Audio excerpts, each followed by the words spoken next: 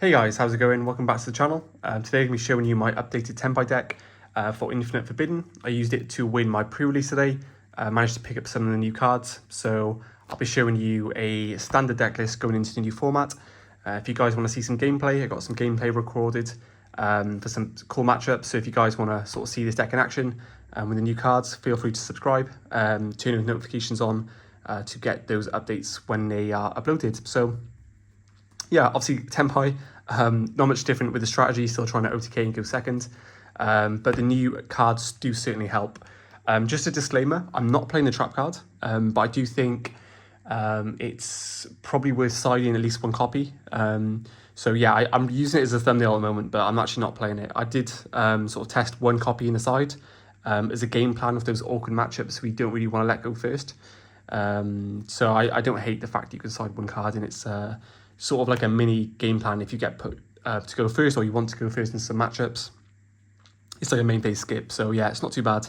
But yeah, I go straight into the deck profile. So playing 3 Chandra, of course, and then obviously the new changes. Just a disclaimer, I made some changes after I played locals to sort of make the deck more refined, so I'll sort of go over those at the end. So yeah, so for the new cards, or for the engine, again, not much to sort of change with this, apart from the new cards, which we'll get onto in a second.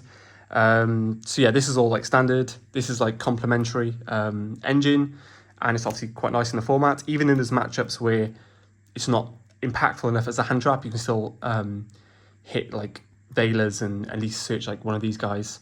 And then being able to search this guy off this is really, really good as well. At the end phase, you can just trigger the effect, get some more follow-up, and sort of set up your boards before you go into your turn. But yeah, of course, obviously the new changes would be the Genroku, which is the yellow dragon. When it's added, you can special summon it, and then make it a tuner, and you can increase the level by 1. And then quick effect, you contribute it to special summon any of your fire dragons from deck, which is quite nice. Obviously, it's really nice to have another name. And the engine was very shallow before, so it's really nice to have some more engine. I still think that the engine is very shallow, but it's really nice to have this addition. And then we're playing the Dora Dora. This card is significantly like a lot worse than what I thought it was, so I may potentially just cut down one Dora Dora going forward, because I think it's quite nice to have like 5 normal summons. I felt like I had a lot of redundant engine in my hands in certain games where I'd open like these 2 together, which it wasn't very great. So yeah, but essentially what this card does, it adds a fire dragon from deck to hand, so it can add like these guys, which is obviously pretty nice.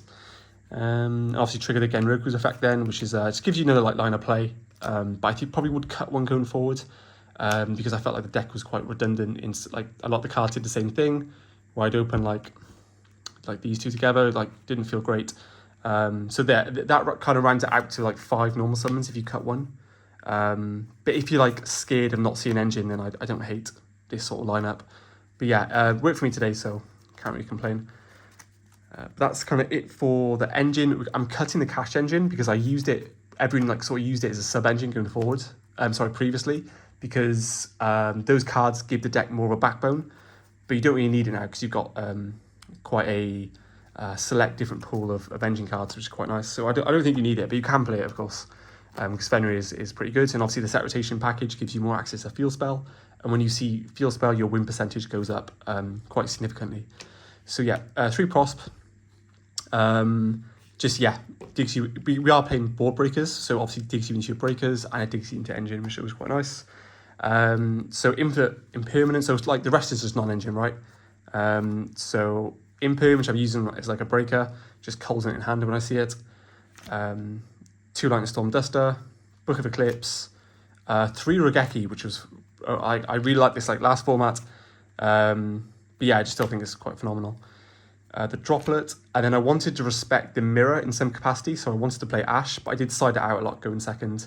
I really kept it in against like the combo heavy decks, and for like the real combo heavy decks, and for the mirror, because I think Ash is really, really good in the mirror. And then speaking of Ash being good in the mirror, I decided when call by, because this deck does have an issue with Ash. So yeah, that's literally the deck. So 40 cards. Just playing like a breaker version. I wouldn't necessarily say that the hand trap version is that significantly better, or it kind of depends how things sort of play out. over the next sort of week or two, and after NAWCQ for the European players. But obviously, if you're going into the NA Nats, I just recommend you do your testing with the breakers first. Make sure you're confident and happy with the lineup. But I think this is pretty like a decent list lineup that will kind of work for me. But if you want to see some gameplay with it, I'll have some videos up sort of Monday, Tuesday, Wednesday before the Nats. So just to get some sort of eyes on gameplay with the new cards.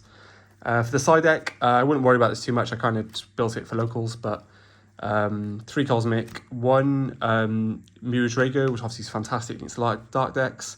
Maybe like you side this in and then you trap for like those light and dark decks just to give you like a solid game plan when you choose to go first.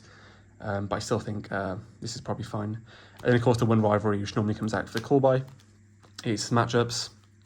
And again, like this is mainly for locals, plain draw just against like Dark World and stuff. And then Shifter, which is like significantly better in the breaker version because Shifter plus Regeki is kind of insane.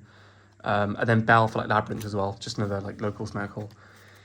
But yeah, that's the side.